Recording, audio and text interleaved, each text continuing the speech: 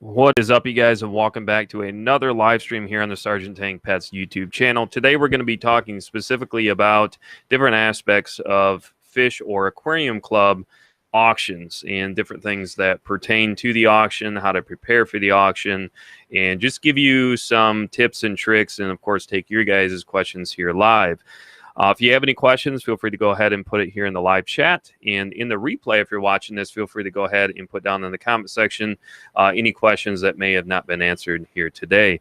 Oftentimes, I have people ask, especially anybody new joining a club, coming to a club, a lot of this stuff that you see here is going to actually be at most clubs. This is kind of a general guideline. So some of this stuff might be somewhat similar to folks here in the chat that have either been to a club meeting, to an auction, or something, related to that.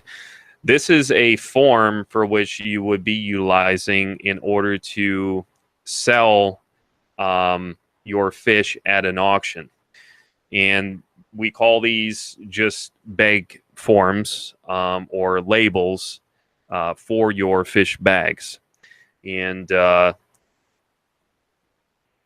the seller ID is something that's going to be given to the member of that club or that individual to associate that with a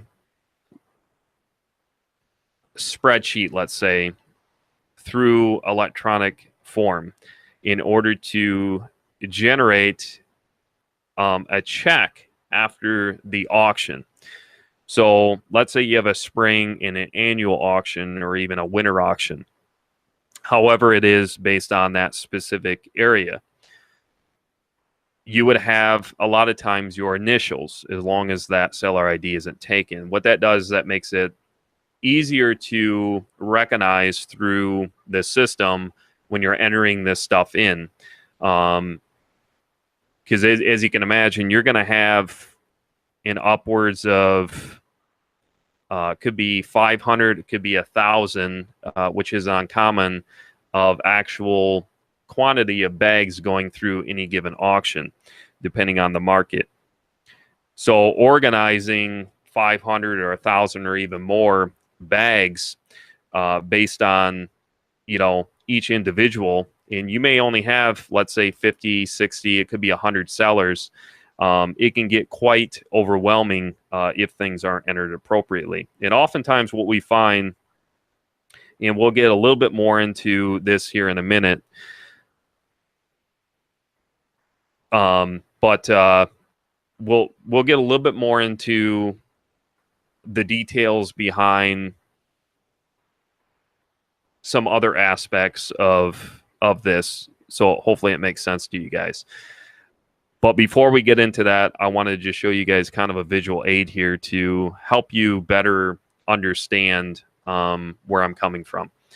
So your seller ID, again, is something that would be generated through that specific club. And a lot of times it could be your initials. All right, so the bag number here, let's say you're bringing in 5 bags of fish that you want to auction off. And the bag number is just associating with that specific species of fish, and it doesn't have to be in necessarily any particular order. You just want to remember, so bag 1, bag 2, bag 3, bag 4, bag 5. And then the species is very important. You want to make sure that you provide species specific. So you can't just put on a bag, this is a guppy. People want to know, a lot of these are veteran aquarists, and myself included, I want to know specifically what species. So let's say it's a Poecilia reticulata. So what you would write in here is Poecilia reticulata, and let's say it's a variant of, or a variety, VAR, of a panda guppy. And then you could include in there what type of finnage it is, so on and so forth. That's where you go ahead and provide a specific description of that species. And then you'll go ahead and put how many you have here next to quantity of what specifically. Let's say you have 5 Pocellia reticulata painted guppies. You'll go ahead and put 5 in the bag and unsexed juveniles. Let people know that. Or you could put a trio next to this. So a trio, most people, it's just a universal term that you would utilize, or if it was a reverse trio. So a trio obviously is a male to 2 females. Reverse is opposite of that, 2 males to a female. You could go ahead and put that here. This is where you would put your name, so your first and last name, and then a phone number. This is important because if anybody wants to ask you any questions later on, this is very important. Then that way they can reach out to you, knowing that you're open and transparent is very important. And you could also put in here an email if that's more convenient, but it's still recommended that you would put your phone number down there. Generally, people aren't going to be reaching out to you, but that's one of the things that people want to know, that you are available if need be to have that option there. All right, so this here is going to be a basic selling form. So this is specifically through our club. If you came to the Grand Valley Aquarium Club, this is what a registration form will look like. So most people aren't going to be bringing in probably more than 1 page. Me, on the other hand, I max it out at 50, and we're going to get into a little bit more of that here in a few minutes. So let's say you only have, you have less than 25 livestock that you plan on bringing in, or whatever the item is. It could be even a dry good. You would just go ahead and put page 1 of 1, and then that would let us know through the auction committee that you have, that there's only 1 page here. And then you would correspond here, item number 1. So let's go back to this. This would correspond to bag 1, bag 2, bag 3, bag 4, so on and so forth. And then you would just put a basic description of what the item is. Your seller ID would go right here, which is the same as this. So again, fluency is key, and consistency.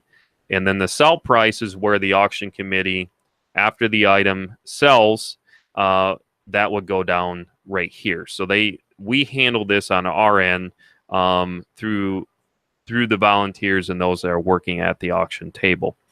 Tracks all of this. And then the total selling price at the end of that auction would go ahead and go here. And this is where I would say we are probably one of the most generous when it comes to clubs. To be completely honest with you, even though I'm a seller myself, but I'm also a huge supporter of local businesses, local fish stores, as well as local aquarium clubs, is the club here is only taking 30%. The seller, you, will get 70%, which is phenomenal. A lot of clubs have a 50-50 split, 60-40 split, stuff like that. So it is very generous, and you have to realize that all of this is ultimately reinvesting back into the club, where the money is going to raffles, the money is going to giveaways, the money is ultimately there to support the club. And this is where this information will come in after the total selling price, once the auction concludes. Here you will write your name and street address and email and all of that. You'll go ahead and fill out here in this portion. So pretty self-explanatory. All right, I'm going to go ahead and turn the camera back over to me. Actually, one more thing here. So if you guys are wanting to know, I'm not going to go through all of this. We do have, if you look under the About and you go down the auctions through our website, which is grandvalleyaquariumclub.org, and you can go here, follow these tabs. We try to keep it up to date as much as possible. And this will provide all the necessary information as far as location.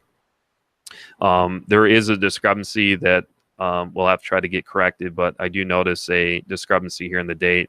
But I believe it is October 27th, because it usually does fall on a Saturday.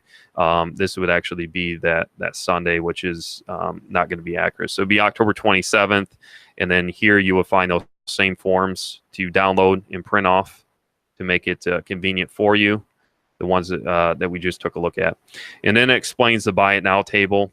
I'm not going to go through all of this. You guys can get more familiar with that. And auction rules goes through all of this in great detail. Talks about the importance of bagging fish appropriately. You can check out the numerous videos and live streams I've done on how to ship fish. So a lot of that information that I shared here on YouTube is what I would recommend when you're bringing fish, up to the point of obviously putting them in a box. We'll bag them, make sure that the bags are tight, that they're not going to leak, because that just creates more issues for the auction committee if we have to go through and rebag stuff. And then there is a service fee if that is done, because that takes time. We start our auctions right at that time, and they don't end. No breaks in between until the conclusion. So let's say it started at 11 o'clock, promptly 11 a.m. in the morning. I've seen auctions go beyond 6, 7 o'clock in the evening.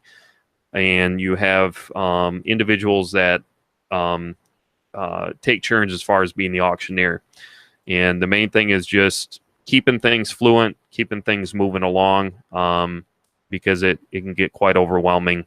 So no breaks in between there. The other nice thing about the auctions is we also have an area for obtaining food throughout the day.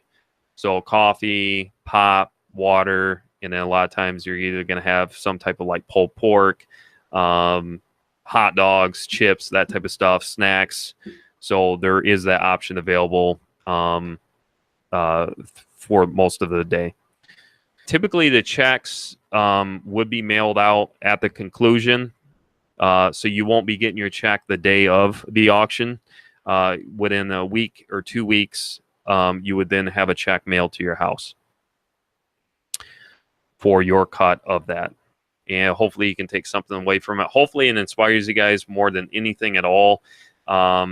Even outside from an educational point of view, I want to ultimately inspire you guys to get involved with a local club.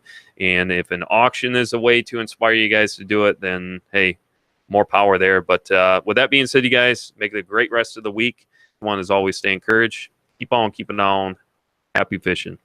We'll talk to you guys right back here on the next one.